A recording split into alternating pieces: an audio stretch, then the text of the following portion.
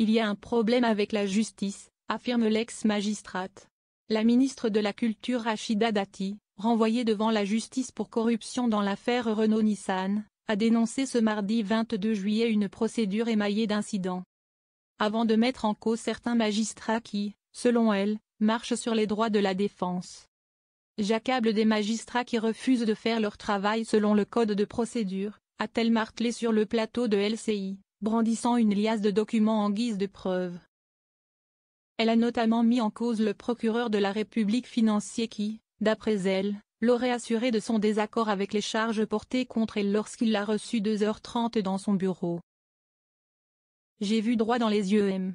Jean-François Bonnert qui m'a dit que son parquet dysfonctionnait. Sollicité par l'AFP, ni Jean-François Bonnert ni le parquet national financier n'ont répondu dans l'immédiat.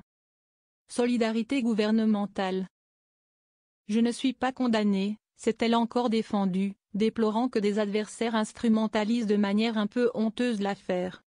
Affirmant avec force qu'elle ne renoncerait sur rien, elle exclut formellement de quitter son poste, comme vous pouvez l'entendre dans la séquence ci-dessous. Un point sur lequel elle dispose du soutien d'Emmanuel Macron, qui s'est prononcé sans détour dans l'après-midi, un renvoi n'étant pas une condamnation, elle poursuit son travail au gouvernement. Quelques minutes auparavant, aux 20h de TF1, le ministre de la Justice, Gérald Darmanin avait également opté pour la solidarité gouvernementale, disant souhaiter ardemment que Rachida Dati soit maire de Paris en 2026. Je ne peux pas commenter une procédure judiciaire, mais il est évident que Rachida Dati, qui est une grande femme politique, est présumée innocente, a encore souligné le garde des Sceaux. Des juges d'instruction ont ordonné mardi que Rachida Dati et l'ex-patron de Renault-Nissan Carlos Ghosn soient jugés en correctionnel pour corruption et trafic d'influence. Lors d'un procès qui pourrait se tenir après les élections municipales prévues en mars 2026.